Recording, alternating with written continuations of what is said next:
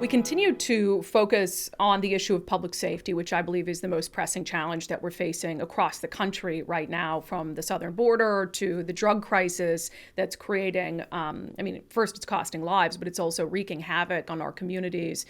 The degradation of quality of life is a huge issue. One of the laws in Washington state that we've been just railing against, because to me it seems idiotic, is a law that was passed by Washington state lawmakers that dramatically limits the circumstances under which a police officer can pursue a suspect. And so essentially it's like, unless you committed a violent crime and there's probable cause to pull you over, police kind of can't do anything. And so the result of that, the Washington State Patrol, for instance, has seen more than 1,000 people just drive away from traffic stops. Since the beginning of the year, which is absolutely insane.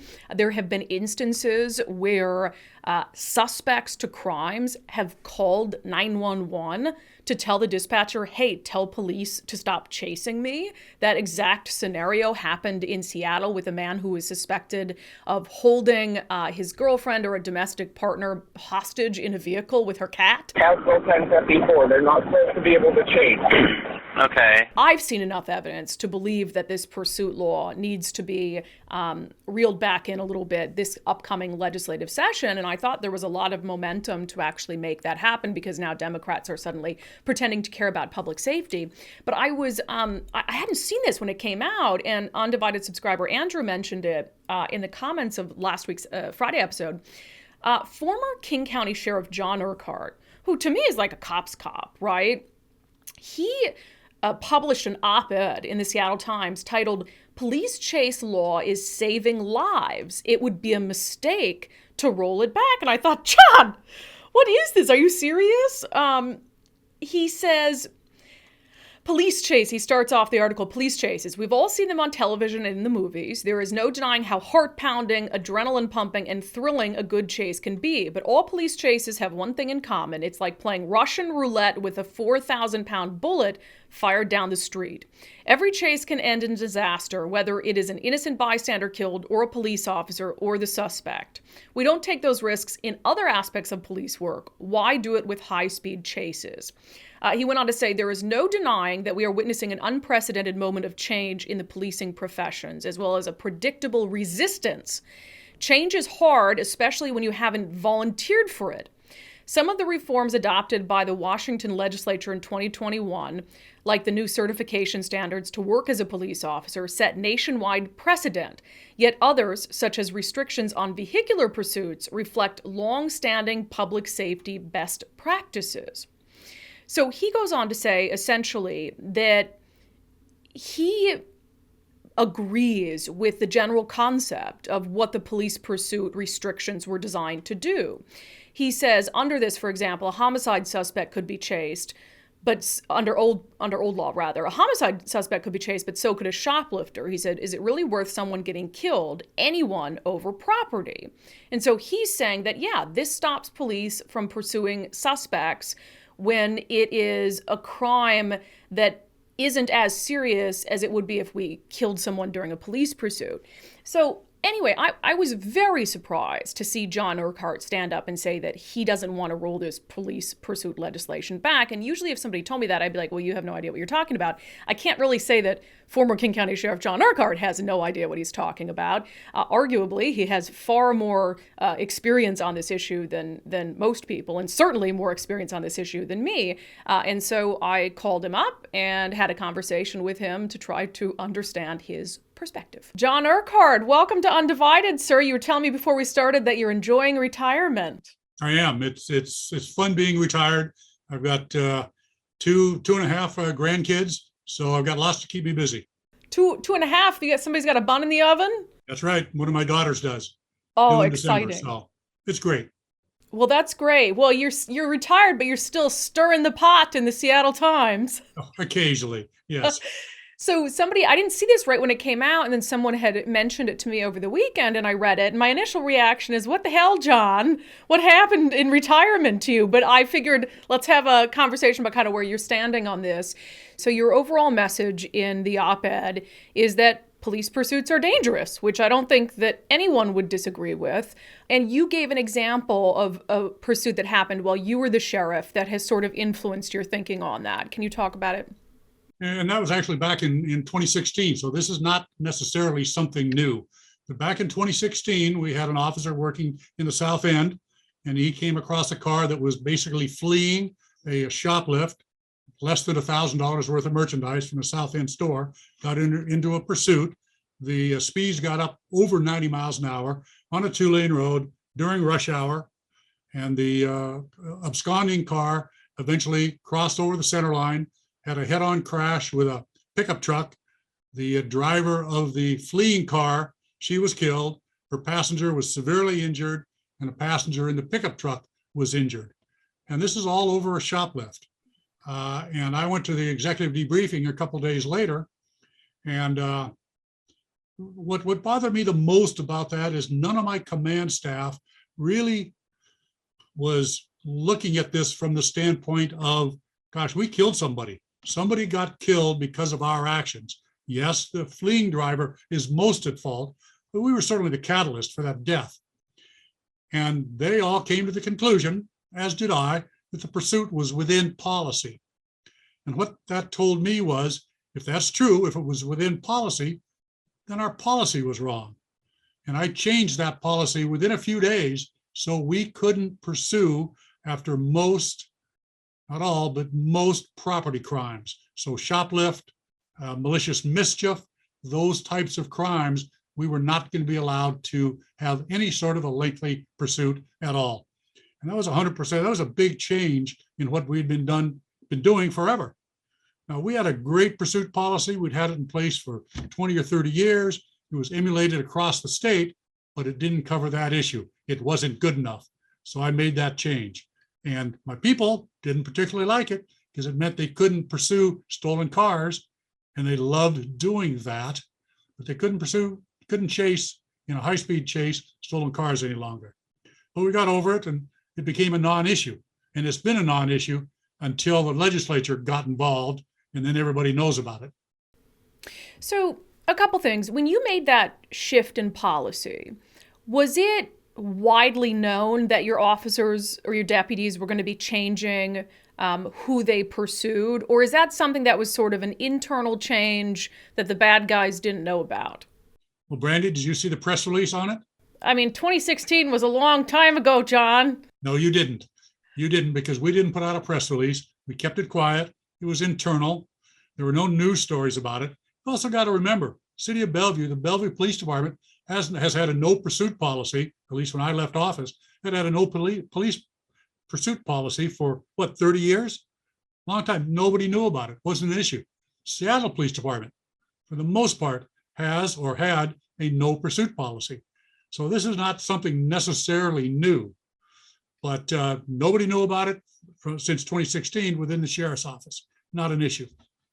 And that brings us to what is one of the biggest issues with the current law as it stands, is that everybody knows about it.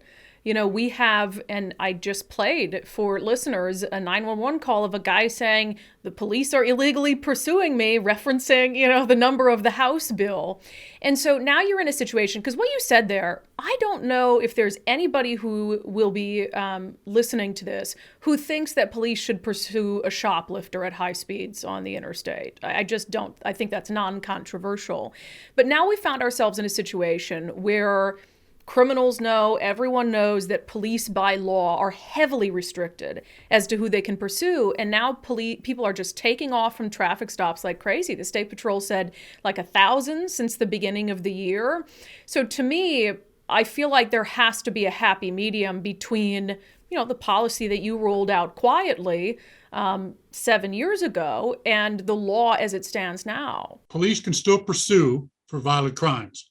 They can pursue to the ends of the earth for a violent crime, under state law. What they can't pursue is anything that would look like a property crime, felony or misdemeanor.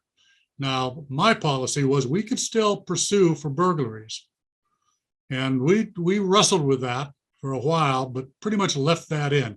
So if a suspect is believed to have committed a burglary, we could chase for that. Under state law, you can't do that. It's not a violent crime. What's So the reality is the genie's out of the bottle. You can't really roll it back without changing state law, or at least modifying state law to a certain extent. But for instance, you said, you didn't let deputies pursue stolen vehicles anymore. I spoke with the mayor of Kent, Dana Ralph, who said they had a situation 2 weekends ago where there was a guy with a stolen vehicle. Officers couldn't pursue. That same guy later that night rams a police cruiser twice, could have killed the officer. And so, yes, it's just a stolen vehicle, but isn't it true that somebody who's willing to steal a vehicle and flee presents a danger to the public? No, not universally. An awful lot of stolen cars are stolen or taken by teenagers or 20-somethings that take it out for a joyride, that don't have a body in the trunk, that aren't a serial killer, that aren't going to ram a police car the first chance they get. That's just what the statistics are. Now, yes, there are those types of people that the mayor is talking about, but how do you decide which is which? That's the conundrum. How do you decide? And it's real easy to look at that situation in hindsight and say, well, yeah, if they chased him, that wouldn't have happened. Maybe it wouldn't have happened, but maybe that crazy driver would have broadsided a family of 4 in a minivan and killed them all. You just don't know.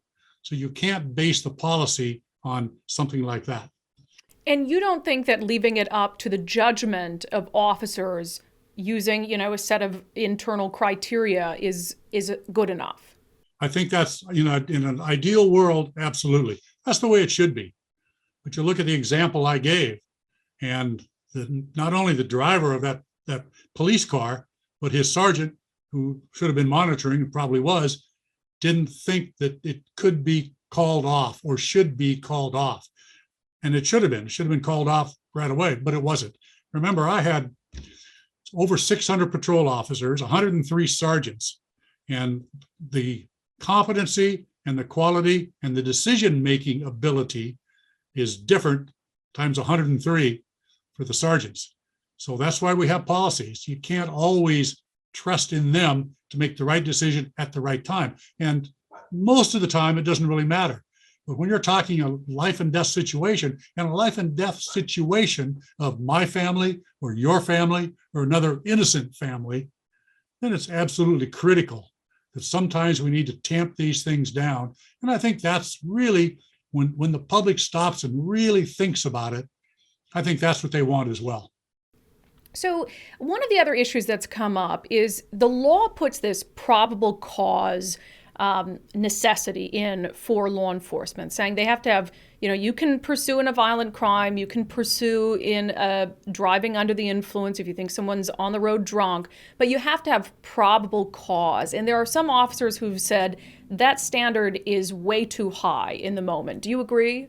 Well, your description is a little bit off. Okay, go ahead.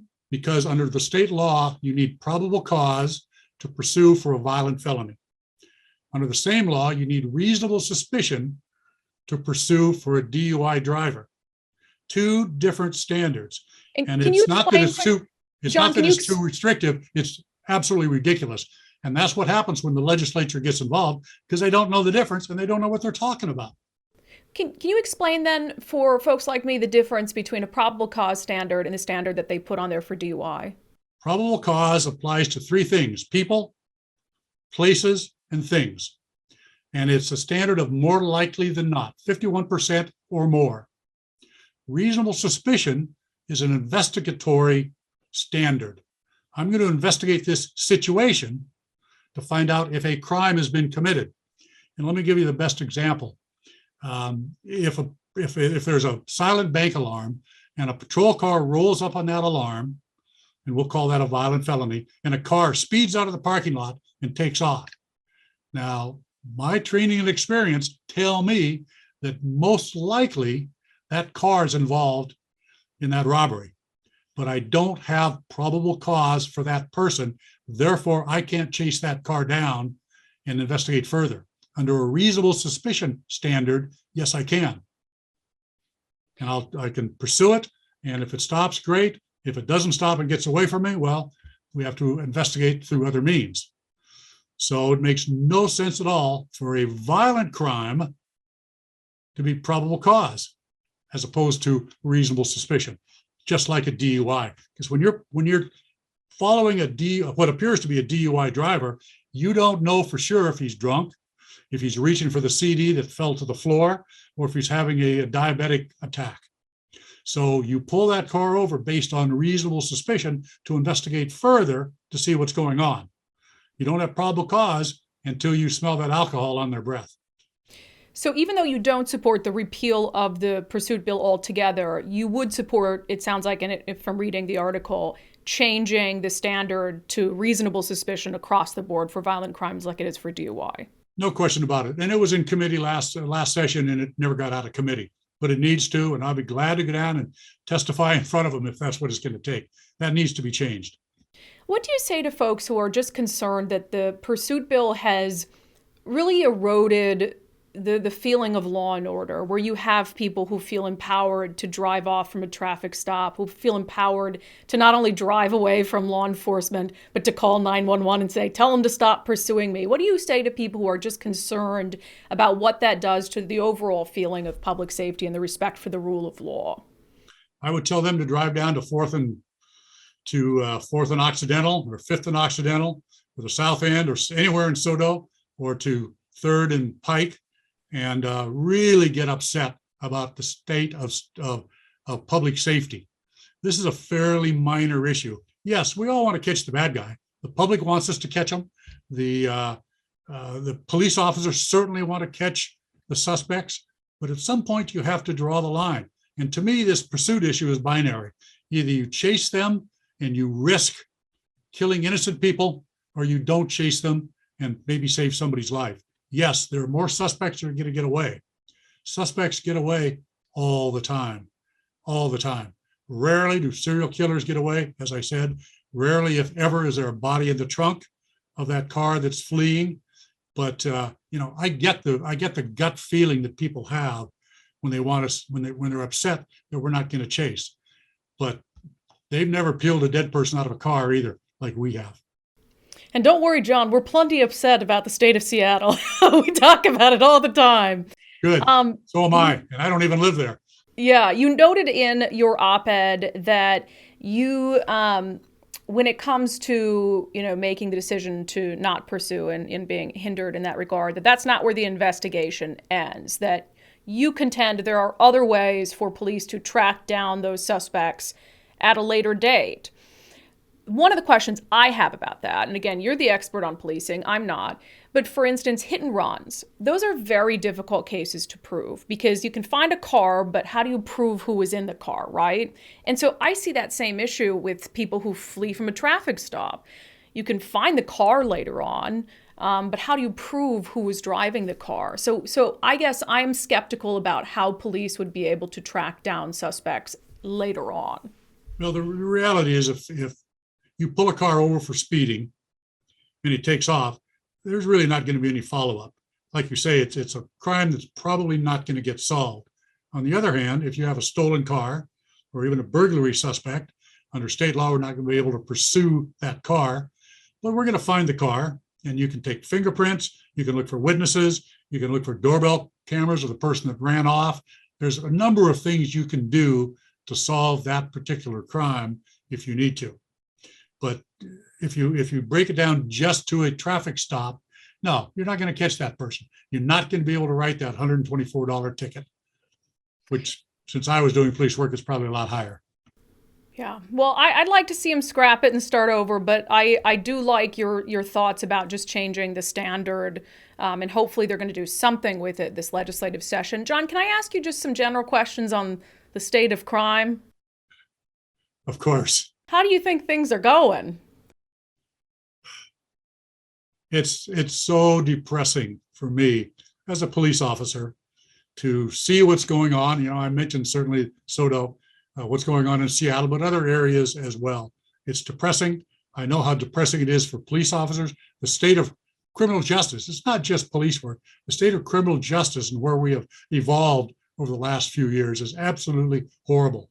Whether it's the charges that aren't getting filed or getting filed too late, where there's the judges that are letting people out when they shouldn't, where there's the no bail project, where they're bailing people out that shouldn't be out of jail, where there's the fact that we don't have enough police officers on the street, certainly at the sheriff's office or at the Seattle Police Department, and almost any department you want to talk about, you need more police officers.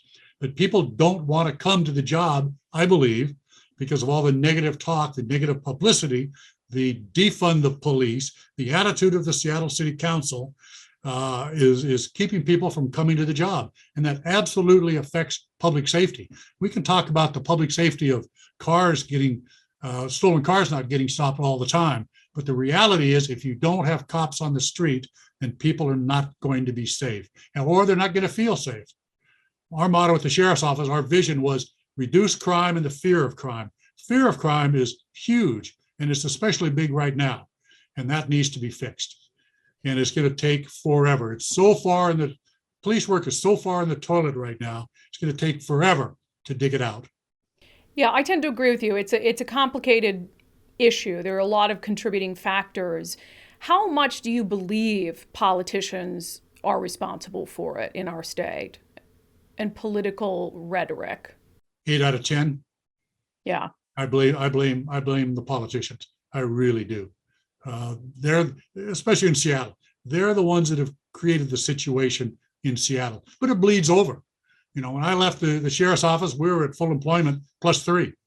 Now we're down by 115 people. A lot of different reasons for that, which I won't go into.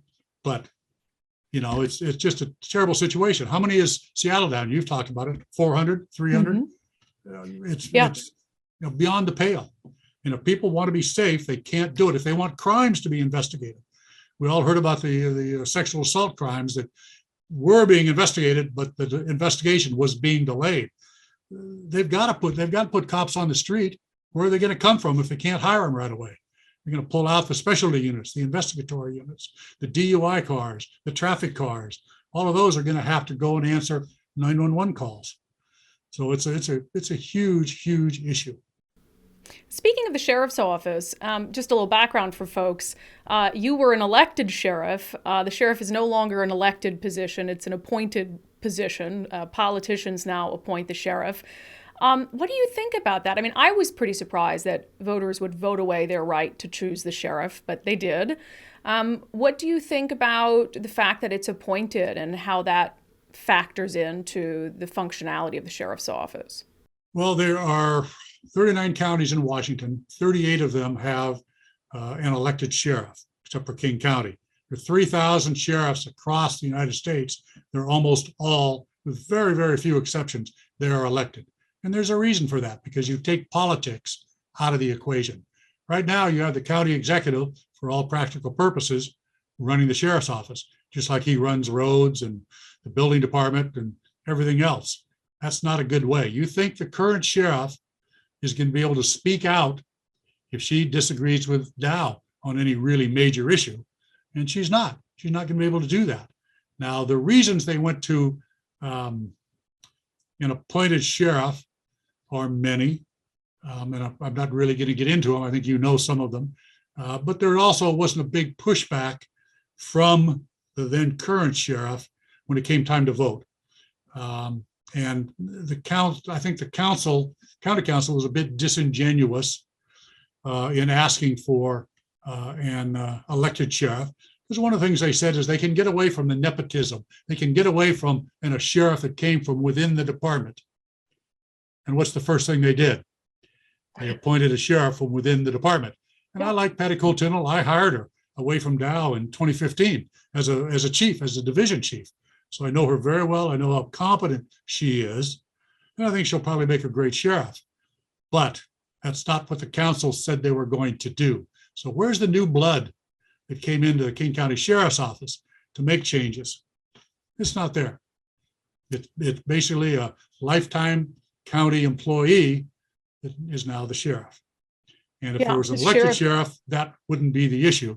And you can bet if I was still the elected sheriff, I'd be speaking out a lot on a lot of very, very different issues, because Brandi, you know me, right? I do. Well, I thought I did. And then I read the Seattle Times op-ed and I was like, what happened to him in retirement? He got soft. No, again, I changed the policy when I was the sheriff in 2016. So it's not a question of getting soft, but I was also a patrol officer, a very, very aggressive patrol officer, narcotics detective, vice detective for many, many years. But when you become a sergeant, or certainly when you become the sheriff, there are other issues you have to consider. Yeah. That's Well, what John, leadership is. I appreciate your perspective. I think it's an unexpected one. Most folks in law enforcement have been vehemently opposed to the pursuit bill, so I appreciate you sharing your thoughts on it. And I learned some things chatting with you today that I didn't know. So hopefully they tweak it at least a little bit, and we'll have you back on if they do. Okay, great. Thank you, Brandi. Good Thank talking to you. you again. I appreciate former King County Sheriff John Urquhart giving his opinion on this. It differs from mine. I am still not swayed. I do believe that the police pursuit law needs to be rethought by lawmakers. But, this is an important thing, and it's what unDivided is about, is trying to understand other points of view, not assuming people are always coming from a bad place. I think he does make some good points, and perhaps there's sort of a happy medium between the way the law is currently written and the way it was written before. I think we can find some middle ground there.